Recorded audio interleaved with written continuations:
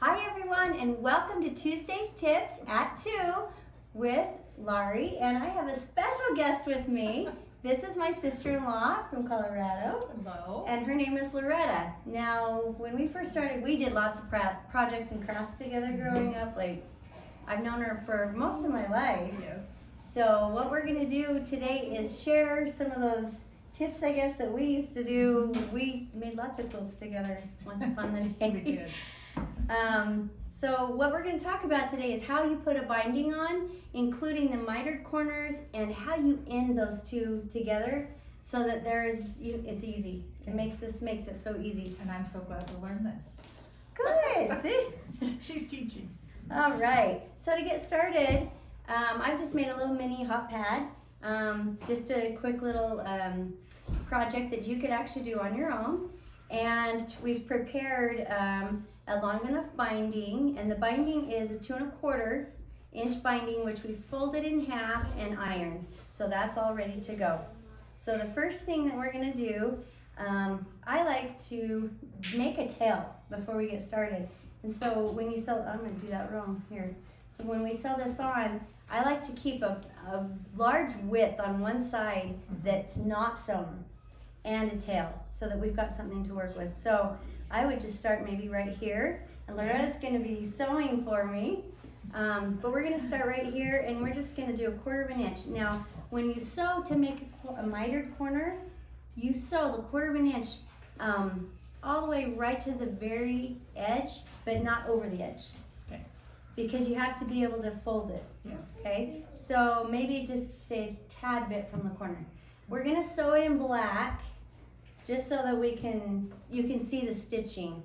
And so we'll give ourselves, this is a smaller project, but you want at least about 6 inches of overlap that you don't have to worry about, that you can actually stitch on. All right, so we've got this part just sewn, right, 1/4 inch. And I want you to see that she's left just a tad bit here at the end where we haven't sewn. That's so that we can make the mitered corner. So what I do is I lay it with the top now away from me, and I come back on itself so it's right flat on itself, but make sure it covers clear out to the edge. And then I just pinch the top corner and I fold it back down on itself. Okay, so it looks like that. So I'm going to do that one more time. You go back on itself like this, pinch the top corner, and then when you come down, then I pinch down below and I pull this part out, and now it is going to hang over a little bit, and you're just going to sew starting right off the top all the way down. Okay. And that part right there will give you your mitered look. Nice. And I'll show you what it's going to look like when we're all done. But I'll just let you take that to the sewing machine, and we'll just sew all the way down the edge. And while she's sewing that down the edge, I wanted to share with you this great idea. I love this great idea of this quilt behind us that she's made, and it actually comes from the Make Yourself at Home collection. It's one of our quilts, and I'll show you. Isn't that cool? This is one of our Make Yourself at Home quilts projects that we've had in the past. She took that and she actually kind of took the design from the vintage boardwalk, if you will. Vintage boardwalk, where it has a single strip, and then you've got the border underneath it, and then just the charm pad. I love this idea. That's a great idea.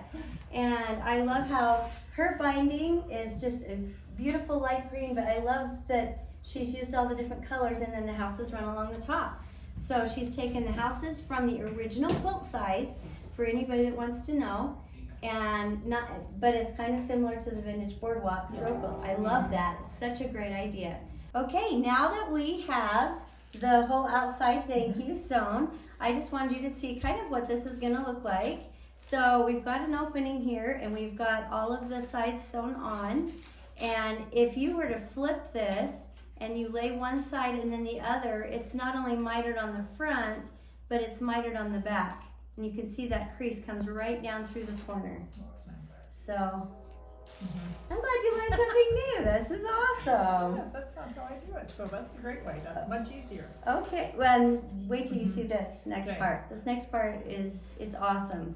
So what I like to do is, basically you'll come and you'll pick about halfway through between your opening. And we have a little bit smaller opening only because it's a small project. Yeah. And then I'm gonna just cut this straight down.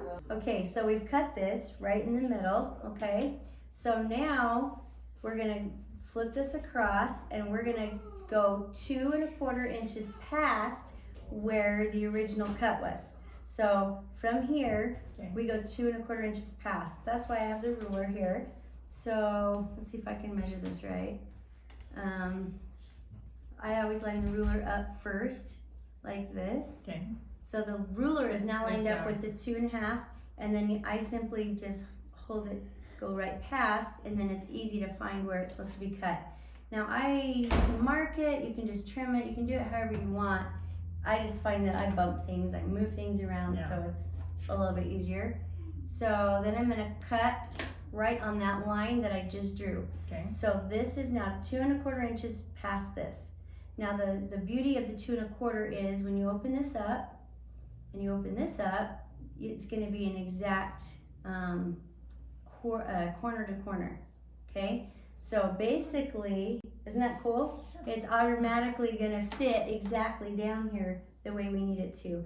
Now, if it's ever too tight, it's okay. You can trim back your stitches a little bit. If you feel like, oh, I need a little more wiggle room in order to match these two up, go for it. I do that all the time. You never know exactly, Right. where you cut it or how that works out. So basically, the way to line up and know which direction so it doesn't lay funny is I pick this one up from one corner and I just lay it to the other. Okay, and so it looks kind of like this. And now I know I'm sewing from that corner to this corner, so I'm actually going to just give myself a quick line. It doesn't have to be exact, just so I know which direction I'm going, okay? And so I'm going to turn this over to you to sew. We're just going to put it and sew from this corner to this corner. Okay.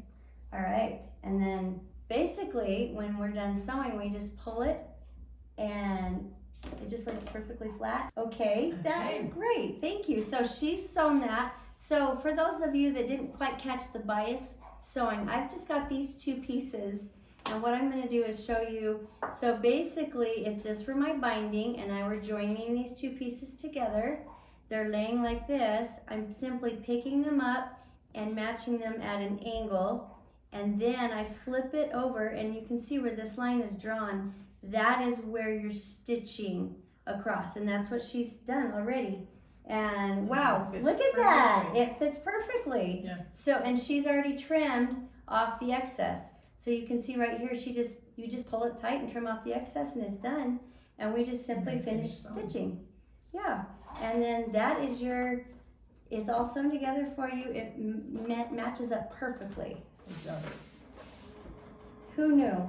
Do you like that? I do like that. Do you like that method? Yes, Okay. I do. That's This lot is easier than what I have been doing. That's great. That is so great. So this is something that you can do on any of your quilts that you're ever binding, table runners, table toppers, hot pads, whatever you may be binding. Thank you so much for joining us, and hopefully that you'll enjoy that particular tip.